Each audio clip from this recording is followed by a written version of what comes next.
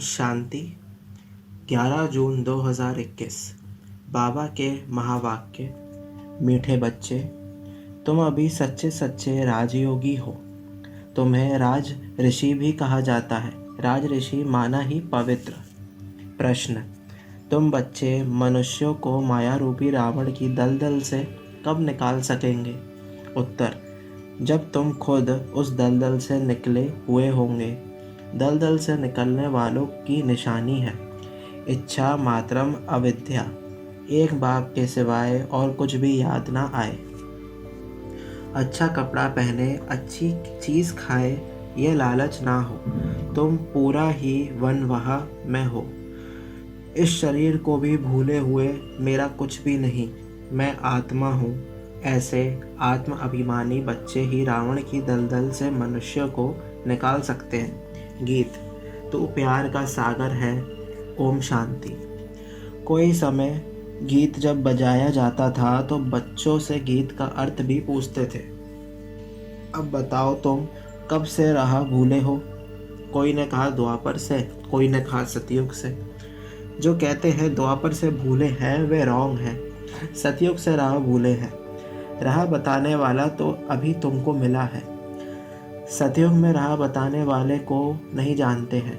वहाँ कोई बाप को जानते ही नहीं, गोया भूले हुए हैं। भूलना भी ड्रामा में नूंद है। फिर अभी राह बताने आए हैं। कहते हैं ना प्रभु राह बताओ।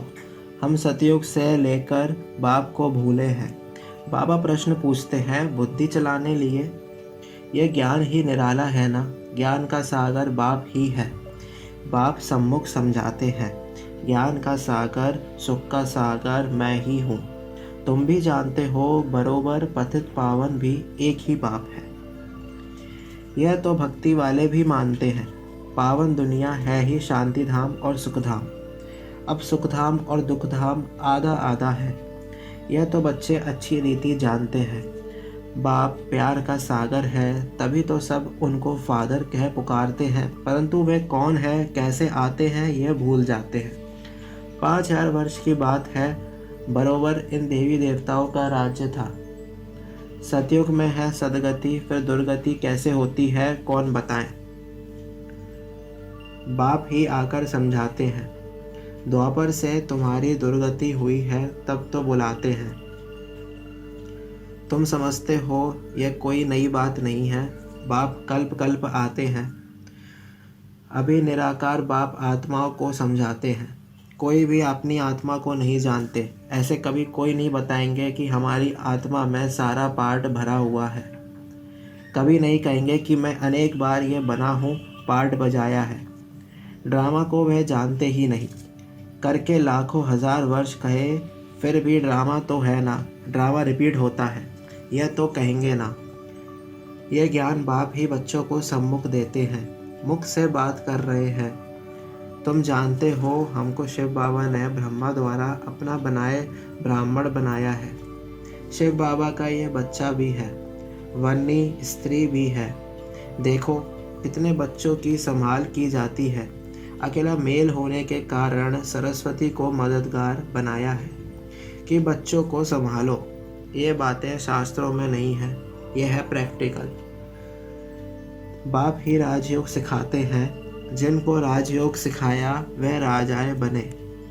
84 जन्मों में आए। बाइबल, कुरान, वेद शास्त्र आदि पढ़ते तो बहुत है, परंतु समझते कुछ भी नहीं है। अभी तुम कोई तत्व योगी नहीं हो। तुम्हारा तो बाप से योग है, अर्थात बाप की याद है। तुम अभी राजयोगी, राज ऋषि हो, अर्थात योगी राज हो। योगी पवित्र को कहा जाता है। स्वर्ग की राजाई लेने लिए तुम योगी बने हो।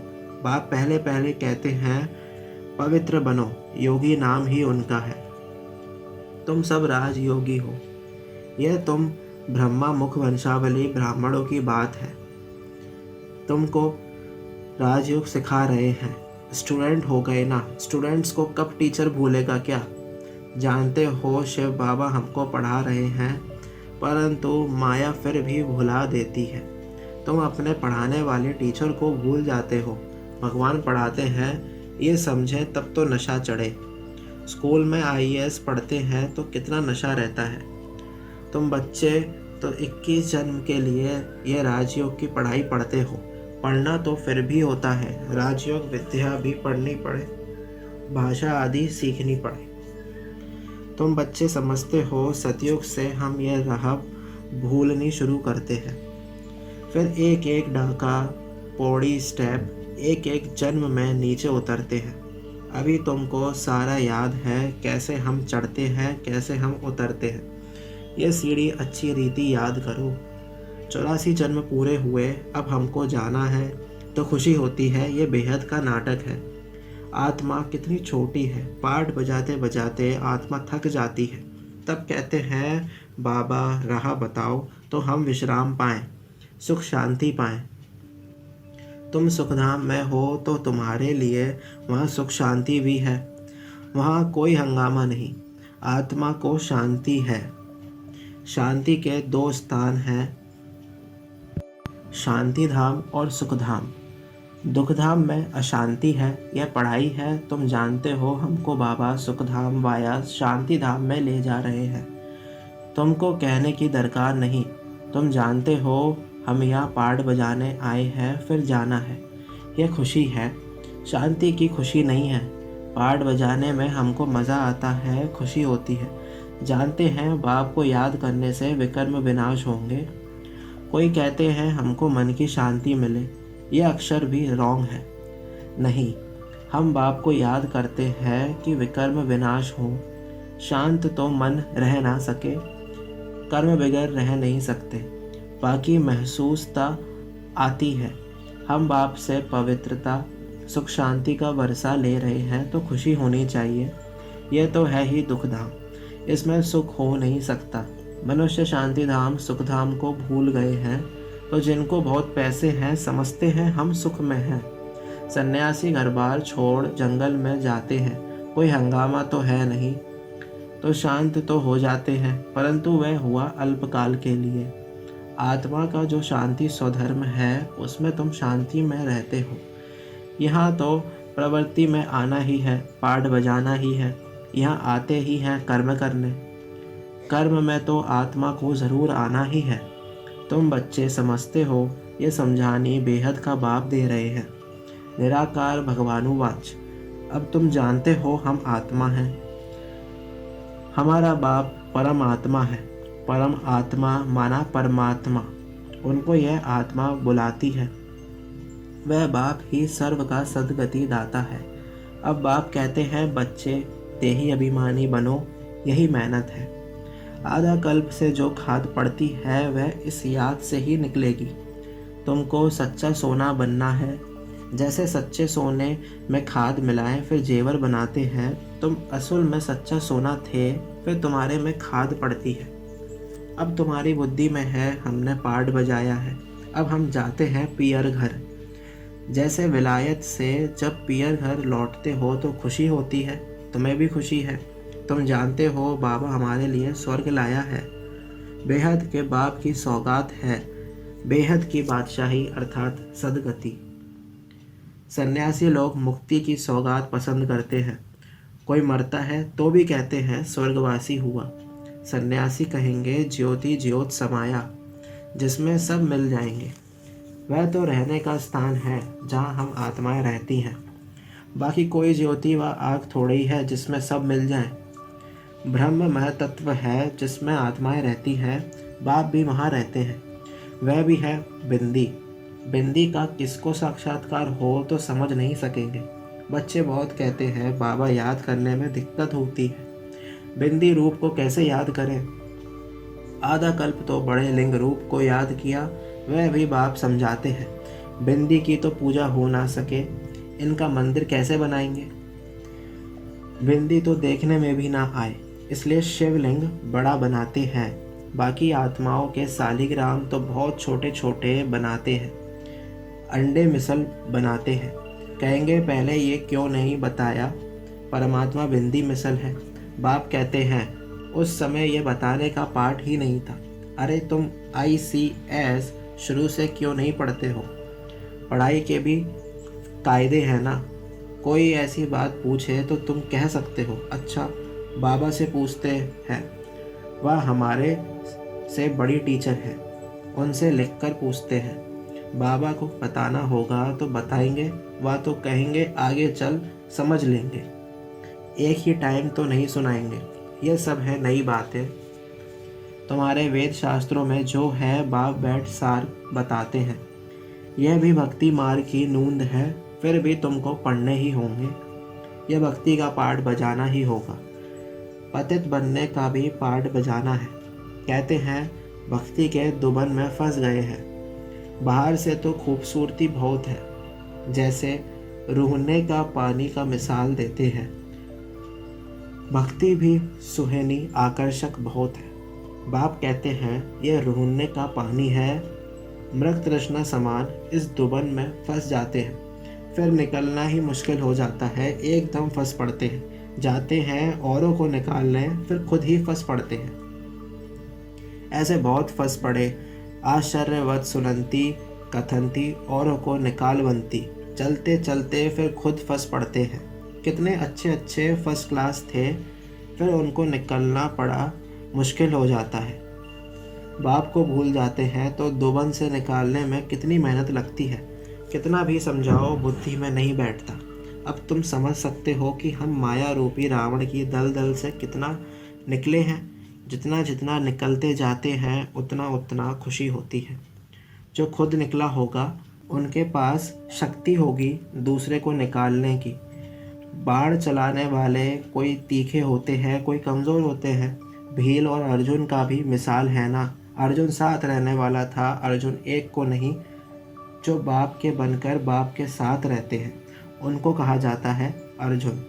साथ में रहने वाले और बाहर में रहने वाले की रेस कराई जाती है। भील अर्थात बाहर रहने वाला तीखा चला गया। दृष्टांत एक का दिया जाता है, बात तो बहुतों की है। तीर भी ये ज्ञान का है। हर एक अपने को समझ सकते हैं। हम कितना बाप को याद करते हैं और कोई की याद तो नहीं आती है। अच्छी चीज़ पहनने व खाने की लालच तो नहीं रहती। यहाँ अच्छा पहनेंगे तो वहाँ कम हो जाएगा। हमको यहाँ तो वन वह में रहना है। बाप कहते हैं तुम अपने इस शरीर को भी भूल जाओ। यह तो पुराना तमोप्रधान शरीर है। तुम स्वर्ग के मालिक बनते हो, इच्छा मात्रम अविद्या। बाप कहते हैं तुम यहाँ जेवर आदि भी नहीं पहनो। ऐसे क्यों कहते हैं? इसके भी अनेक कारण हैं। कोई का जेवर गुम हो जाएगा तो कहेंगे वहाँ बीके को देकर आई है, और फिर चोर चकार भी रास्ते चलते छीन लेते हैं। आजकल माइयाँ भी लूटने वाली बहुत निकली हैं। फीमेल भी डाका मारती हैं। दुनिया का हाल देखो क्या है। तुम समझते हो ये दुनिया बिल्कुल वैश्यालय है। हम यहाँ शिवालय में बैठे हैं शिव बाबा के साथ। वह सत है, चैतन्य है, आनंद स्वरूप है। आत्मा की ही महिमा है।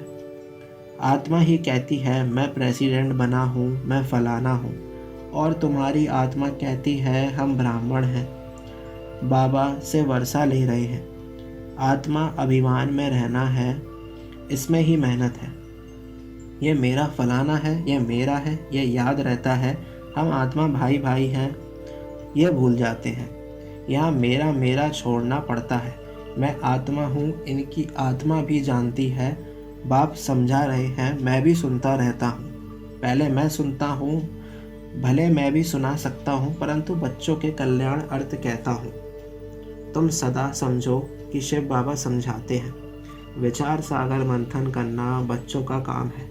जैसे तुम करते हो वैसे मैं भी करता हूँ, नहीं तो पहले नंबर में कैसे जाएंगे। लेकिन अपने को गुप्त रखते हैं। अच्छा, मीठे मीठे से खिलाते बच्चों प्रति माता पिता बाप दादा का याद प्यार और गुड मॉर्निंग। रूहानी बाप की रूहानी बच्चों को नमस्ते। हम रूहानी बच्चों की रूहानी माता पिता बाप दादा को याद प्यार, गुड मॉर्निंग, नमस्ते नमस्ते, शुक्रिया बाबा शुक्रिया। धारणा के लिए मुख्य सार। फर्स्ट पॉइंट, मेरा मेरा सब छोड़ अपने को आत्मा समझना है। आत्मा अभिमानी रहने की मेहनत करनी है। यहाँ बिल्कुल वनवाह में रहना है। कोई भी पहनने खाने की इच्छा से इच्छा मात्रम अविद्या बनना है। सेकंड पॉइंट, पाठ बजाते हुए कर्म करते अपने शांति स्वधर्म में स्थित रहना है।